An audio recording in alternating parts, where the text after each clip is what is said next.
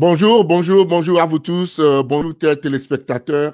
Merci encore une fois d'être connectés sur votre chaîne préférée, FES Info TV, la télévision de la diaspora ici aux États-Unis. Encore une fois, nous sommes aujourd'hui le samedi 24 octobre 2020 et nous sommes dans notre émission de tous les samedis qui est consacré à donner la parole aux hommes politiques, aux personnalités de notre cher pays, le Togo, de la sous-région et du monde entier. Et aujourd'hui, nous recevons un grand monsieur que vous connaissez très bien. Et vous allez avoir le temps de lui poser des questions. Vous pouvez appeler le numéro que vous connaissez, le 001 267 315 82 00. Encore une fois, 001 267 315 82 00. Voilà, pour poser des questions à notre invité. Et je rappelle que vous appelez sur WhatsApp, s'il vous plaît. Ne faites pas d'appel direct. Appelez sur WhatsApp afin de pouvoir poser des questions à notre invité. Et nous le recevons et il va venir en ligne après ce fond musical que nous allons écouter de notre compatriote Bella Bello. Et le moment pour nous de partager au maximum pour que nous puissions avoir tout le monde pour être éclairé par rapport à la situation socio-politique de notre pays, le Togo. Alors, on écoute Bella Bello et on revient avec notre invité.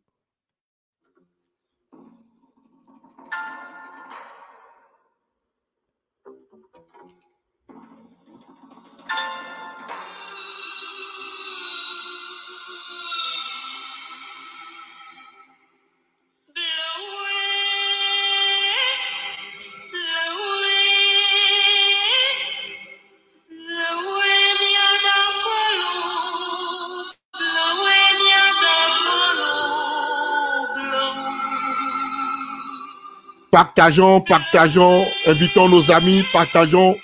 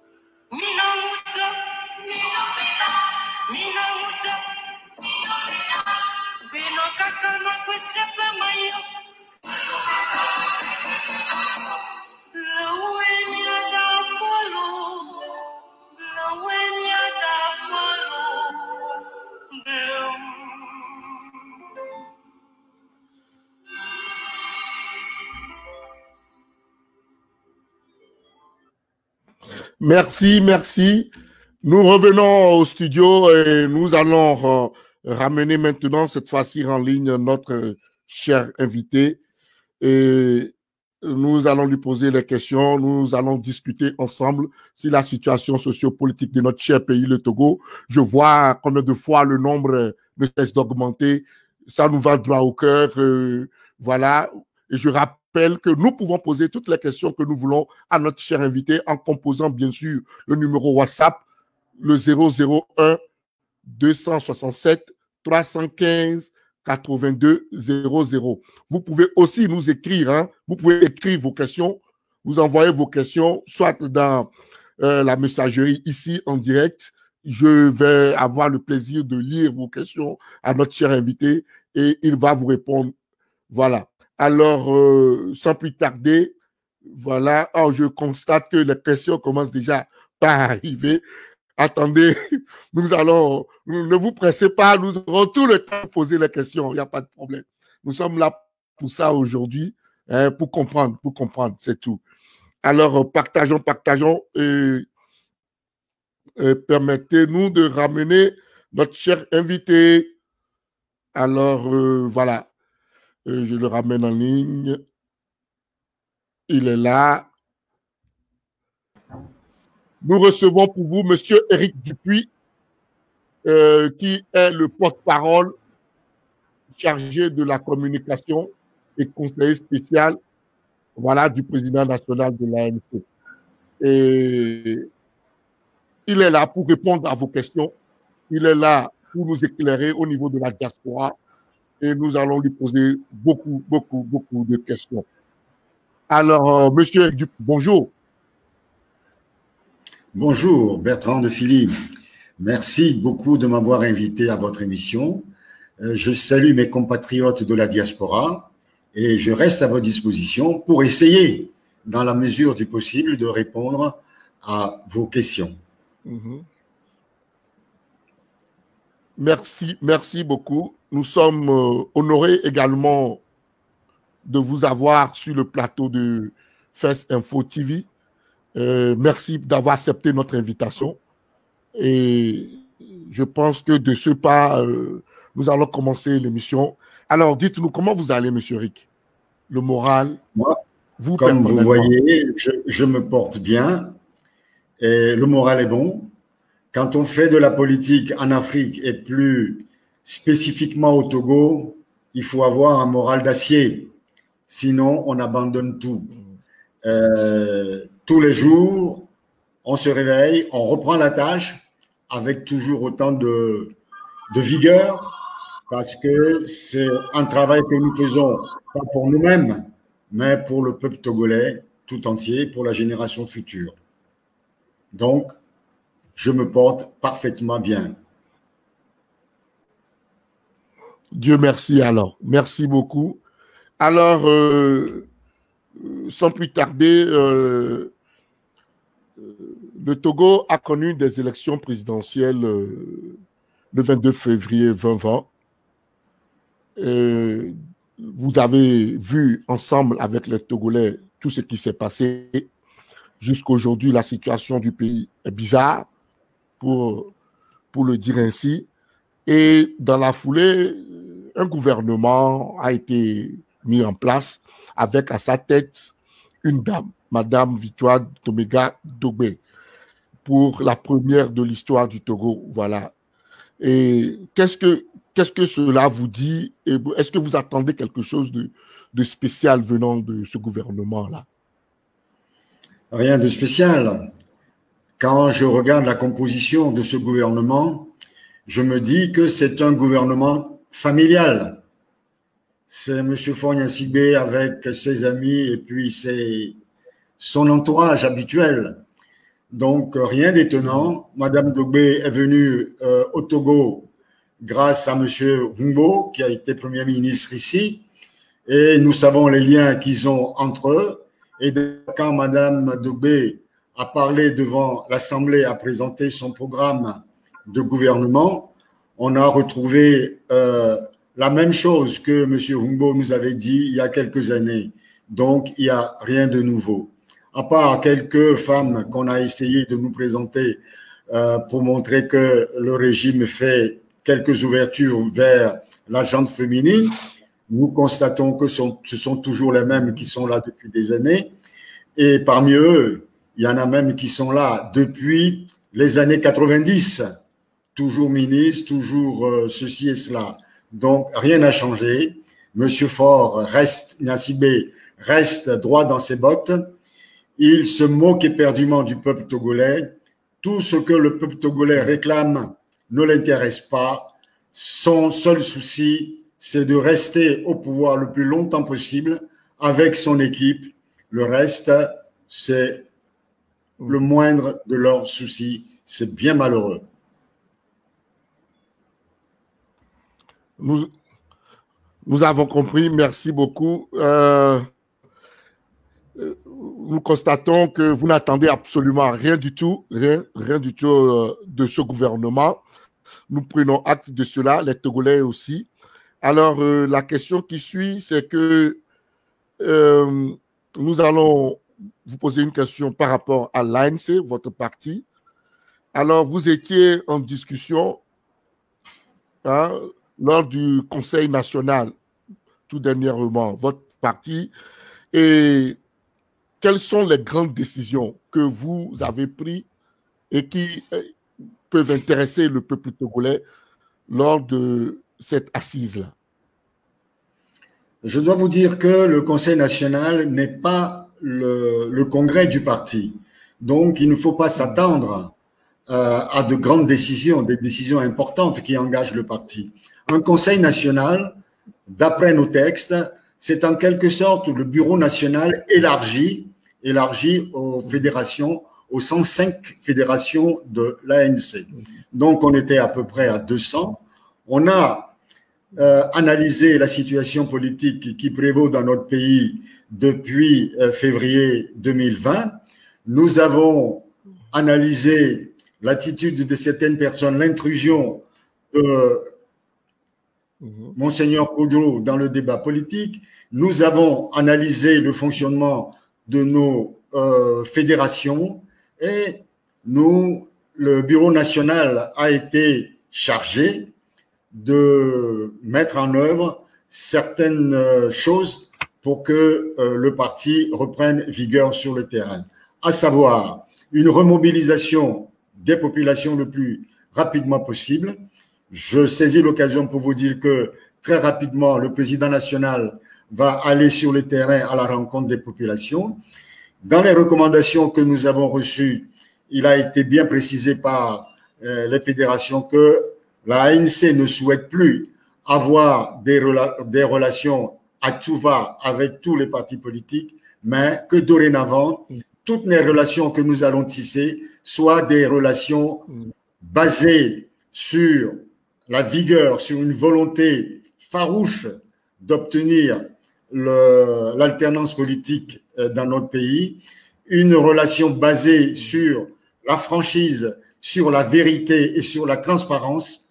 Voilà les recommandations essentielles que les fédérations ont prodiguées au Bureau national. Il appartient maintenant au Bureau national de se mettre au travail pour essayer de traduire ces recommandations dans les faits. Donc déjà, je peux vous dire que ça fait déjà longtemps que le président national est en relation avec certains partis politiques. Nous allons développer ces relations-là et nous allons essayer de voir ensemble comment nous allons remobiliser les populations. Parce que ce qui s'est passé depuis la C14 jusqu'à aujourd'hui, on a l'impression que on a gaspillé cette dynamique des populations togolaises assoiffées d'alternance. Quand on écoute M. Ouroudjikba qui dit que plus de 9 actions de mobilisation ont été annulées par son parti, son ex-parti de PNP, je lui dis que je le remercie de le reconnaître enfin, mais en même temps, je me dis que il n'y a pas que 9, il y a bien plus que ça. Et ça aussi, on a regretté que lors des discussions avec la CEDEAO, au lieu de garder nos armes sous la main, c'est-à-dire la mobilisation, la maintenir, certaines personnes ont tout fait pour tuer cette mobilisation au profit d'une hypothétique aide de la CEDEAO pour que l'on puisse avancer. Nous n'allons pas revenir sur ces détails-là. Puis, l'élection présidentielle de février dernier, le dénigrement, les insultes, tout ce qui a accompagné cette élection ont en quelque sorte affaibli les populations. Les populations togolaises se sont senties orphelines. À quel saint se vouer? Donc le travail est énorme. Il faut maintenant expliquer aux gens, il faut réveiller les consciences pour que la lutte que nous avons entreprise depuis des années reprenne et que nous allions définitivement vers ce qu'il faut faire pour obtenir l'alternance politique au Togo. C'est très difficile, je le sais, c'est dur, je le sais, mais le travail d'un homme politique, c'est toujours de reprendre le travail, de reprendre avec force, avec foi, parce que c'est un travail que nous faisons dans l'intérêt du peuple, ce n'est pas dans l'intérêt d'un individu, d'une personne.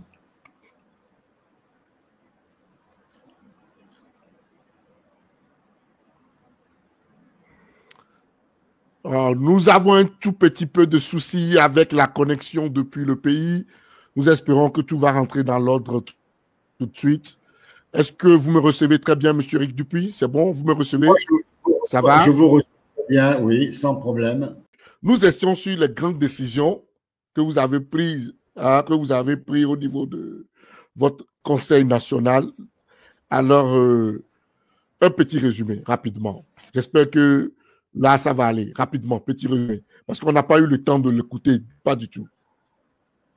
Le maître mot de ce Conseil national, c'est la reprise de la mobilisation par l'ANC. C'est également la préoccupation de notre base d'aider la population togolaise à sortir de la confusion actuelle. Puis, la question des réformes politiques, parce que notre base nous fait comprendre que nous n'avons pas d'armes, nous sommes face à un régime militaire à façade civile, représenté par la famille Gnassingbé, et que l'une des sorties de cette affaire, c'est de s'assurer que la politique donnée à peu près normalement. Et puis, l'un des soucis de nos fédérations, c'est l'approche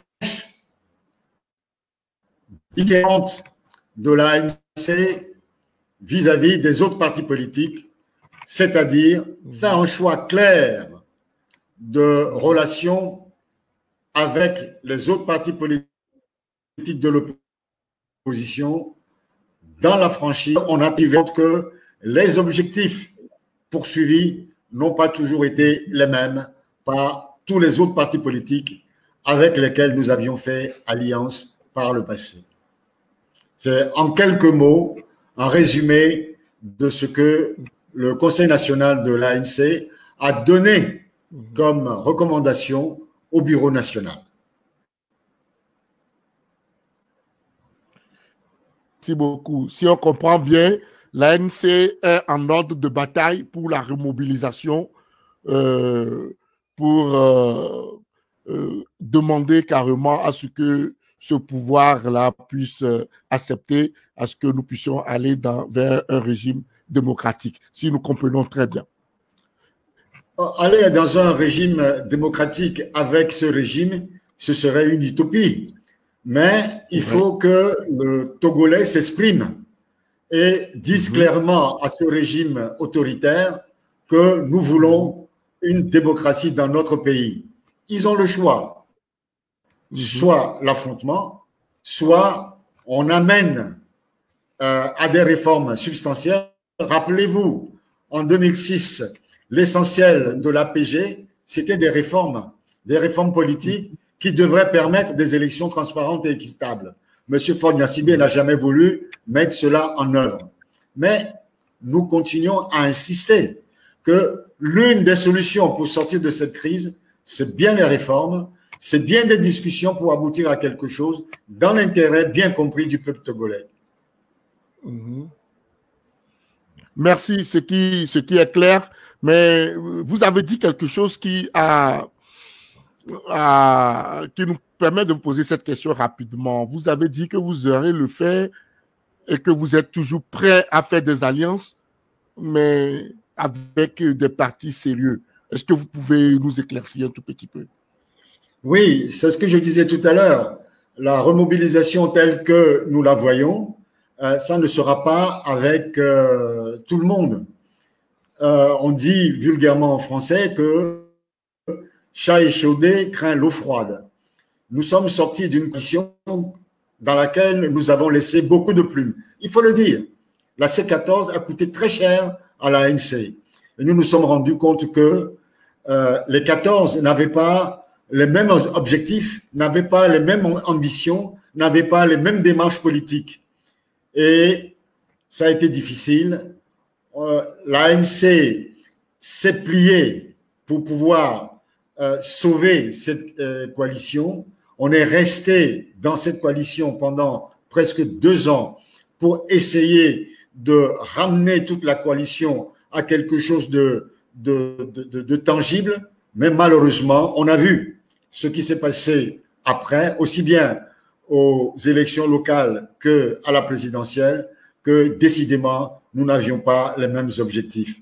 Donc, il ne faudrait plus, c'est ce que nous recommande notre base, il ne faudrait plus recommencer ces erreurs. Oui, à des discussions avec d'autres partis. Oui, à des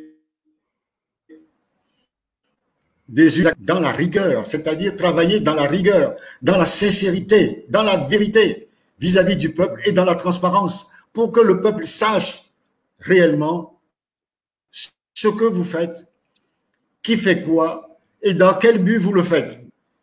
Voilà, parce que quand on se met ensemble et qu'on essaye de travailler, on essaye de construire quelque chose et que parallèlement, ceux avec qui on est font autre chose derrière, qui ne vont pas nécessairement dans le même sens que nous, il y a lieu de réfléchir aux prochaines relations avec d'autres partis politiques. Ce n'est pas plus simple que ça. Cela ne veut pas dire que l'ANC va refuser de dialoguer avec les autres partis politiques. Ça ne veut pas dire que l'ANC va se couper des autres partis politiques. On n'a jamais dit cela. Pourtant, certains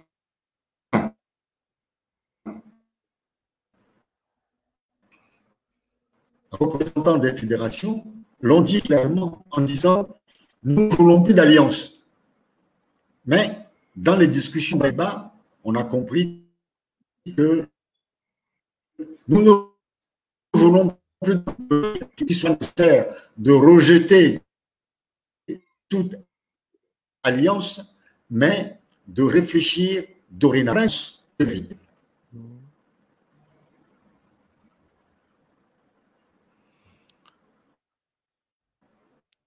Merci pour cet éclaircissement qui valait la peine, vraiment très important, pour qu'on puisse comprendre réellement, que les gens puissent comprendre que l'ANC ne dit pas qu'il ne fera plus d'alliance, mais ce qui veut dire que ça sera désormais des alliances, mais d'une manière beaucoup plus dans la vérité et dans le respect mutuel.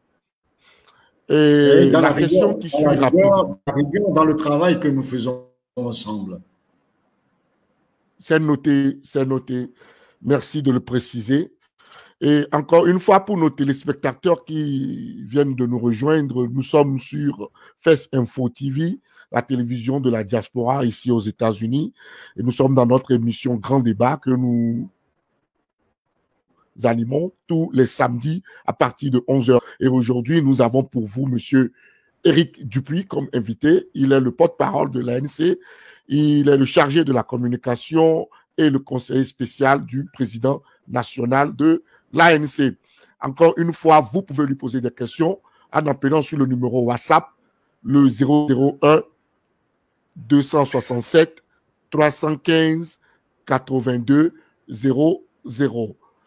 Alors, Monsieur Éric Dupuis, dites-nous, nous avons appris, selon certaines indiscrétions, que le Conseil national a été fait sous fond de tension, je dirais, générationnelle. D'aucuns auraient voulu voir, d'aucuns ont confondu le Conseil national au congrès du parti. Ils ont dit, oh, ils auraient aimé voir une autre personne à la tête de l'ANC. Bon, est-ce que c'est vrai? Est-ce que ça s'est fait sur fond de conflit générationnel? À vrai dire, non. Non.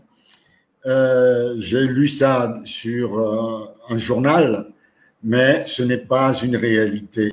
Il n'y a eu aucune tension lors du Conseil national de l'ANC. Certes, il y a deux personnes issues d'une préfecture qui ont posé la question de rajeunissement de la tête du parti. Mais, curieusement, cela n'a pas été l'objet de débat. Sur près de 200 personnes, il n'y a que 2 personnes qui ont d'une question que cela a été soulevé. Cela n'a pas été repris. Et quand il y a eu le débat général, voilà la réalité. Maintenant, puisque on en a parlé dans un journal, tout au moins, et que vous m'en parlez, je peux vous dire que le renouvellement de la classe politique, c'est-à-dire que quand on vient en politique, c'est une démarche volontaire. C'est nous qui sommes dans un but donné.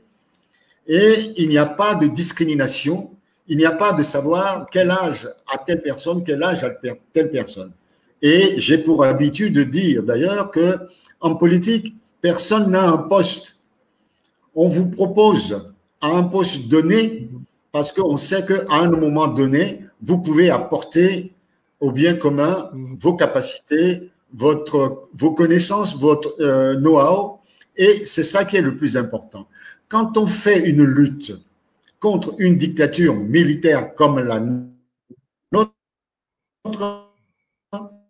nous devons nous mettre ensemble, nous battre, quel que soit l'âge des individus, pour que nous puissions obtenir ce que nous voulons, l'alternance politique, et puis après, on discutera des autres problèmes. Aujourd'hui, quel que soit celui qui est à la tête d'une structure, nous devons faire bloc derrière lui pour qu'il réussisse dans sa mission. La réussite dans sa mission est la réussite de tout le parti. Ça, c'est très important à savoir. Et puis, ce que vous ne savez peut-être pas, c'est que le président national, Jean-Pierre Fabre, a un souci permanent de la jeunesse et un souci permanent de la gente féminine. La JNC, la jeunesse de l'ANC, et la DNC, les dames de l'ANC, sont deux structures qui lui tiennent à cœur. Et je peux vous dire, sans me tromper, que l'une des personnes qui rencontre le président national le plus souvent de nous tous, c'est le président de la JNC. Ils se rencontrent quasi quotidiennement. Donc, vous voyez jusqu'à quel point le président national tient à la jeunesse de notre parti. Quand vous prenez le bureau national, l'instance de décision de notre parti, de la ANC, à 70%, ce sont des jeunes. Si on estime que ceux qui sont jeunes, ce sont ceux qui ont moins de 50 ans, à 70%, ils ont moins de 50 ans. Et quand on prend le comité politique, à 90%, ils ont moins de 50 ans. Donc, qu'est-ce qu'on peut demander encore à l'ANC? Parallèlement à cela, je continue en disant que le secrétaire général est entouré de 8 jeunes qui sont des secrétaires généraux adjoints. Moi-même, responsable de la communication, j'ai 8 jeunes qui travaillent en permanence avec moi, qui parlent sur les médias, qui parlent au nom du parti, au même titre que le porte-parole que je suis. Mais parallèlement à cela, nous avons des personnalités qui, malgré leur âge, se sacrifient, se dévouent pour le parti. Je ne vais pas les citer tous, mais je citerai seulement deux d'entre eux.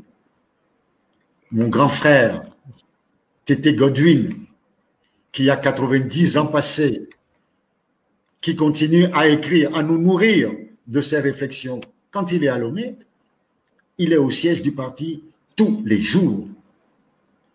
Et il est très souvent entouré des jeunes. Notre grand frère, Maître George Lawson, il est toujours au service du parti. Chaque fois qu'il peut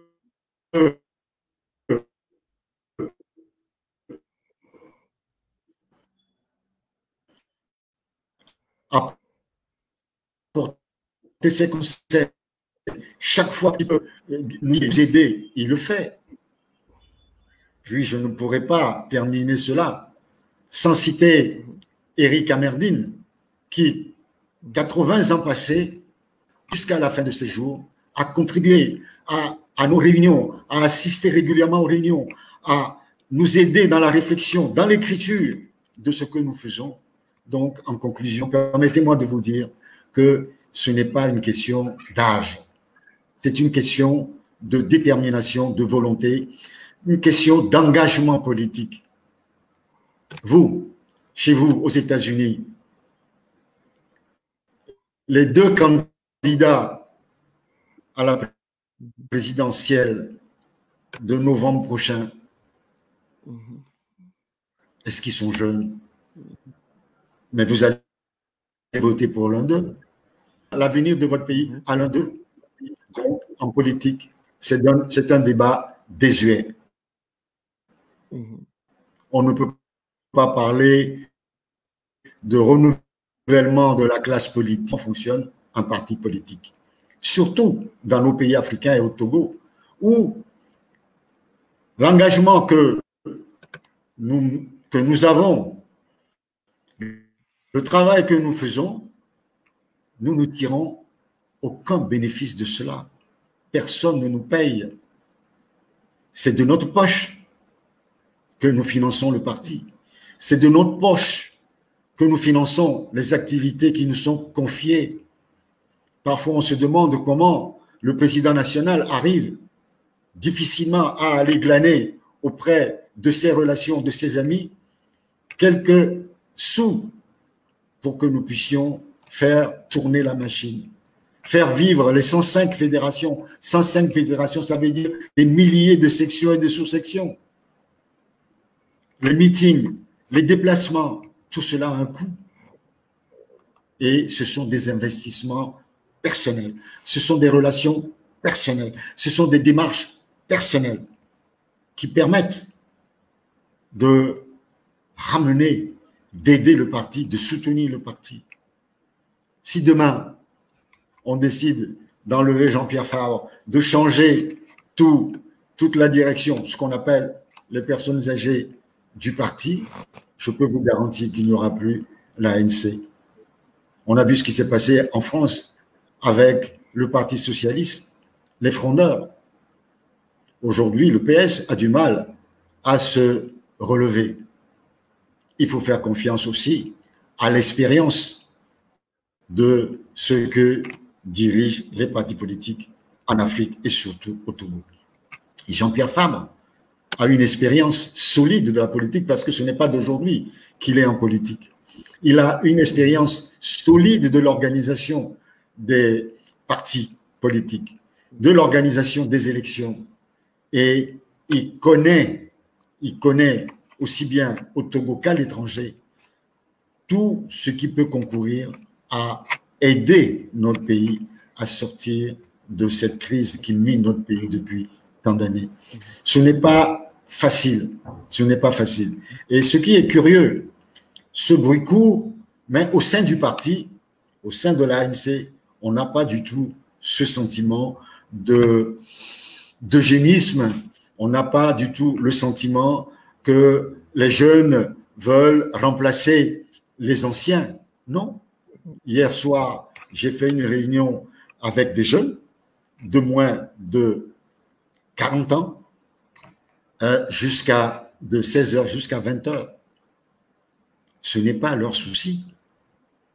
Donc, je suis persuadé que cette histoire-là, c'est encore nos adversaires qui soufflent cela, qui instillent cela dans la tête des militants, dans la tête des populations, pour dire « Ah, il faut changer les têtes, il faut changer les têtes ». Et puis, pour terminer, on a bien suivi dans ce pays, il n'y a pas longtemps, une personne de plus de 90 ans qui aurait entendu des recommandations du Saint-Esprit. Et des gens y ont cru. Pourtant, cette personne n'est pas si jeune que cela. Je vous remercie. Merci. Merci, M. Éric Dupuis.